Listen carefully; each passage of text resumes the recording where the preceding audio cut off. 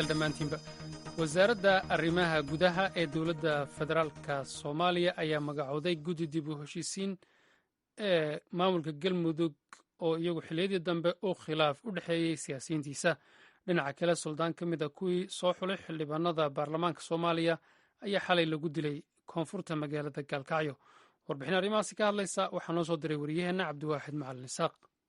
wasiirka wasaaradda arrimaha gudaha dowladda soomaaliya cabdi maxamed sabriye ayaa xalay degmada dhuusamareeb ee gobolka galgaduud kaga dhawaaqay guddiga dib u heshiisiinta galmudug oo ka kooban 12 xubnood oo laga soo xulayo 11 beelood oo galmudug ay ka kooban tahay iyo xubin ka imaaneysa wasaaradda arrimaha gudaha dowladda soomaaliya. wasiir sabriye oo shir jiraad ku qabtay degmada dhuusamareeb ayaa warbaahinta u akhriyey xubnaha loo magacaabay dib u heshiisiinta iyo waxyaabaha ugu horeeya ee ay qabanayaan. wasiirku wuxuu go'aamiyey markuu intaas arkay qodobka koowaad dhisidda guddi qabanqaabo, in la dhiso guddiga qabanqaabada shirweynaha dib u heshiisiineed oo ay ka qayb galaan dhammaan beelaha wadadega galmudug. fadhiga shirku wuxuu noqonayaa magaalo madaxda dowlad goboleedka galmudug ee dhuusamareeb. qodobka labaad tirada xubnaha guddiga iyo guddoonka.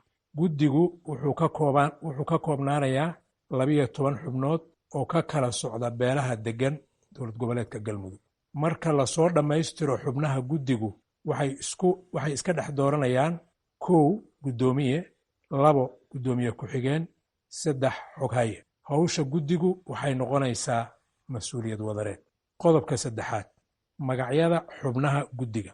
1 cabdiraxmaan macalin cabdulaahi baadiyow, 2 maxamed nuur gacal, 3 aadan cusmaan xuseen, 4 maxamed maxamuud gacmo dheere, 5 cabdikaafi maxamed maxamuud, 6 xasan maxamed jimcaale, 7 ambaasadhar cabdi xaaji liibaan dhabancad, 8 faadumo axmed caalin cureeji, 9 cabdi maxamed jaamac, 10 mahad aadan guuleed, 11 cabdulaahi aadan xaashi, 12 sahre colaad cabdi. gogasha dib u heshiisiinta oo horey uu u shaaciyey ra-iisul wasaare khirre in ay taallo dhuusamareeb ayaa xubnaha la magacaabay looga fadhiya isu keenida beelaha degan galmudug oo qaarkood weli aan aqbalin tegitaanka dhuusamareeb. dhinaca kale kooxa ku hubeysan bastoolada ayaa xalay magaalada gaalkacyo ku dilay allaha u naxariistee suldaan cabdulaahi cabdiraxmaan maxamed oo ka mid ahaa waxgaradka koonfurta gobolka mudug. goobjoogayaal ku sugnaa goobta ayaa v o a u sheegay in 2 dhalinyaro ah oo ku hubeysan bastoolad ay dilka geysteen islamarkaana ay ka baxsadeen goobta, lamana garanayo sababta loo dilay.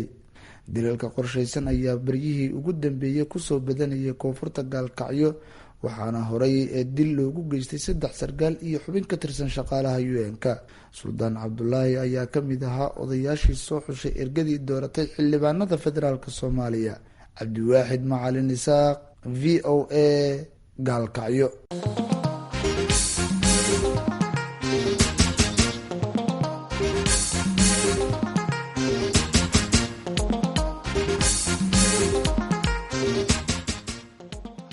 qaar ka mid ah tartamayaasha xilka madaxtinimo ee maamul goboleedka jubbaland ayaa walaac waxa ay ka muujinayaan sida guddiga doorashada ee maamulkaasi uu u maareynayo doorashada la filaya in dhowaan ay qabsoonto. shirar jaraa-id oo ay ku kala qabteen dhinacyadaasi tartami doona magaalooyinka muqdisho iyo kismaayo ayay arrinkaasi kaga muujiyeen cabashadooda iyo walwalka ku saabsan. haddaba maxamed cabdi sandheere ayaa la xiriiray cabdinaasir seeraar maax oo ka mid ah ragga tartamaya, wuxuuna ugu horreyntii weydiiyey faahfaahinta iyo waxay ka cabanayaan. walaal waxaan ka cabanaynaa waad og tahay soomaaliya doorashooyin badan baa ka dhici jiray gobolada soomaaliya macal dowladda federaalka ah. doorashooyinkaana waxay raaceen habraac ummadda soomaaliyeed iyo dadku ay isku og yihiin oo raalli laga wada yahay. marka qofkii kusoo baxa yaa sida madaxweyneha u noqon jiray. jubbaland waxaa ka jira waxaas waxaan ahayn oo ah wax mugdi ah oo wax og aan jirin oo dowladda federaalka ayn ogeyn, oo beesha caalamka ay raalli ka ahayn, oo annaga musharaxiinta aan raalli ka ahayn, oo odayaashii dhaqanka ee runtii xaq u lahaa inay xiraan aan raalli ka ahayn, oo khaldan oo mugdi ah. taasaanu ka cabanaynaa. yani broseskii doorashada jubbaland oo khaldantay oo runtii aanan ogeyn meesha ay ku socoto. taa weeye cabashadeena runtii ugu weyn oo rabno in la soxo. haddii la sixi waayna runtii ay adag tahay inay maarata doorasha dhacdo. waan gartay. guddi doorashaa jira ma la fadhiisateen ma kala hadasheen waxyaabaad ka cabanaysaan? guddiga doorashada guddi dhexdhexaada ma aha, waa guddi markii horena annagu aan u arkaynay sida loo magacaabay si uun maaragtay madaxweynaha jubbaland u magacaabay oo dowladda federaalka iyo annaga iyo midna aan laga talagelinin. ha yeeshee hal maalina wanday intay noo soo waceen ama annaga aan wada hadalay ama ay dareenka annaga qaadeen waxba inama in weydiinin.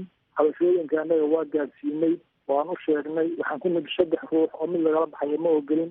odayaasha dhaqanka saxa ah 130kii saxiixayaasha ah iyo kuwa lamidkii ayaguna beelooda horjoogayaasha u ah aan doonayna inay fulaan liiskooda inaan isku waafaqaan doonaynaa. waxaan doonaynaa habraaca doorashada jubbaland inay noqoto wax adduunku ogyahay.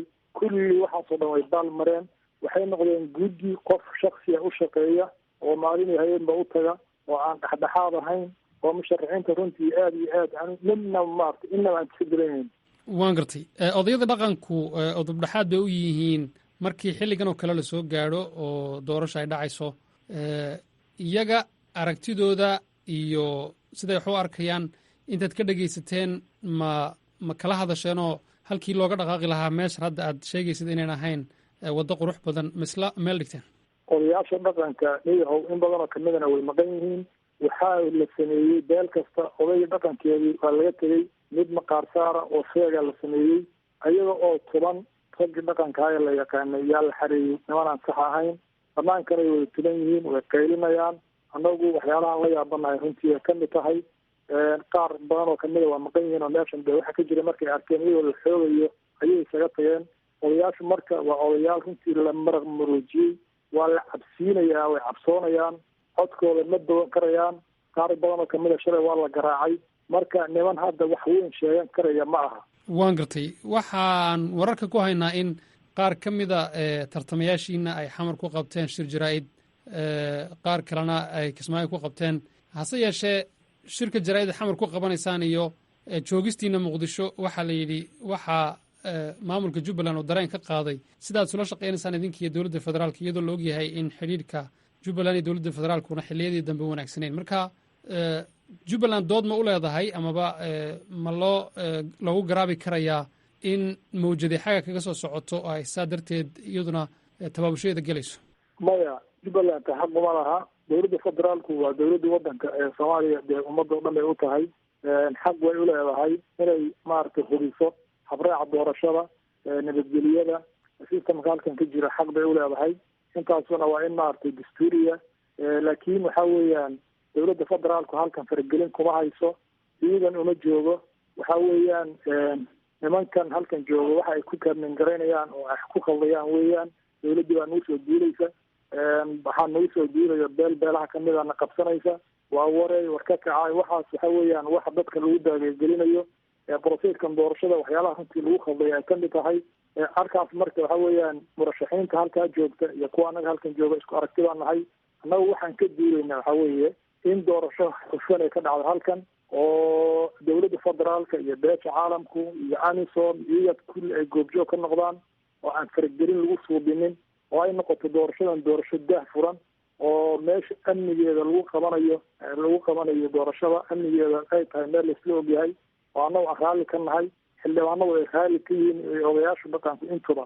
taas weeye midda aan doonayna annagu inay dhacdo oo doorashada wixii kasoo baxa marka natiijadeeda aan aqoonsano. waan gartay. marka maxay tahay taladiinu haddii sidaad wax u doonaysaan ay wax u socon waayaan? waxaana aqoonsan doonin oo aan ka digaynaa haddii doorashada nooca loo mararsado oo waxa mugdiya la sameeyo natiijada kasoo baxdaa annagu ma aqoonsan doono. waxaan diyaar u nahay inaan doorasho kale iyo system kale iyo baarlamaan kale aan ka dhisnay kismaayo oo aan xulanno.